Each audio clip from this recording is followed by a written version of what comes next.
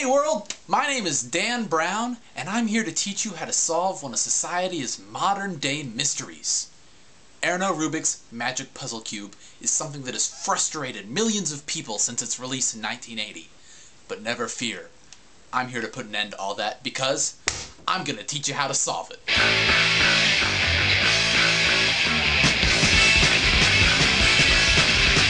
The first thing I'm going to teach you how to do is cheat. If you want to solve the Rubik's Cube without memorizing everything, twist the top layer 45 degrees, put your finger in here, or something else if it's an older cube, pry out that piece, and then you can take out all the pieces and rearrange it so that it's solved. While the cheating is easy, it's not nearly as impressive as actually solving it in front of people. So I'm going to teach you how to solve it, but before I can teach you how to solve it, I have to teach you the move notation because you're not going to understand anything if you don't understand the notation. This side, the side that faces you, is the front side. This side is the right side, it's on the right. This side is the left side. This top side is the up side. And this bottom side is the down side. Simple. If I was to say front, it means you twist the front side clockwise. Clockwise as though you were facing the front side, because you are. If I was to say left, twist the left side clockwise as though you're facing it. Left inverted is the same thing but backwards, counterclockwise. Left inverted looks like that. Front inverted looks like this. Up looks like this. Up inverted looks like this. Right looks like that, etc., etc. You get the point.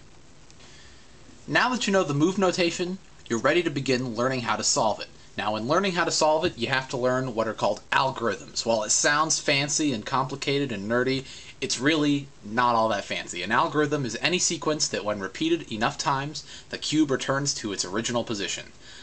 Here is a real basic and a very important algorithm that you need to know. Right inverted, down inverted, right, down. If you repeat that 6 times, then the cube will go back to its original position. There was 1, 2, 3, 4, 5, 6, and there it is. Ladies and gentlemen, we have now reached the point where we are ready to scramble and begin learning how to solve the Rubik's Cube. Let's do it.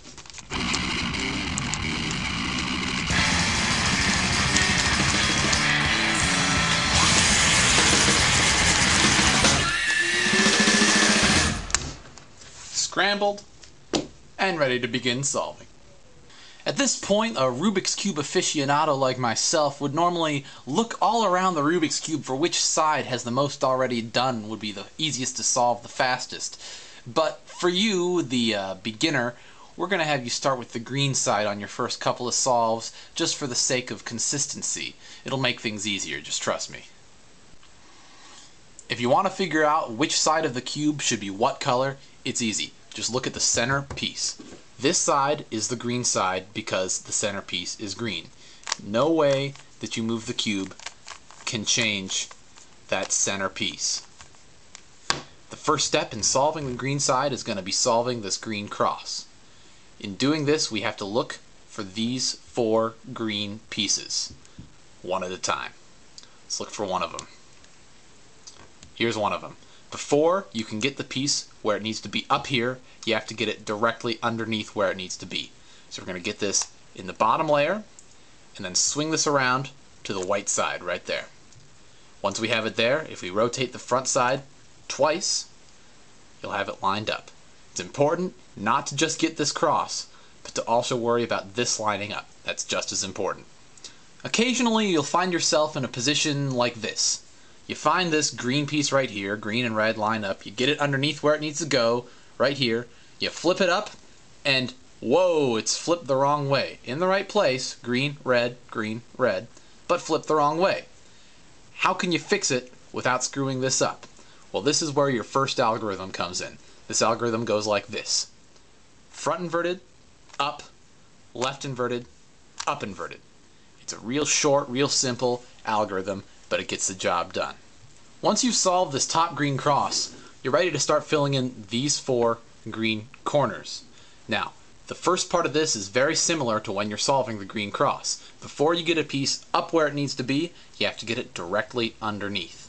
Now we're going to look down here for a green corner piece. Here's one. It is the green, orange, and white corner piece. We have to get it directly underneath this green, orange, and white corner right here. Here it is. There it is. Now, the algorithm to get it from here up to here is this. Right inverted, right, down. That same one that I showed you in the algorithm demonstration. Now, you're going to need to do this multiple times until this is in the correct place with the correct orientation. So repeat it. Right inverted, right, down. Right inverted, right, down.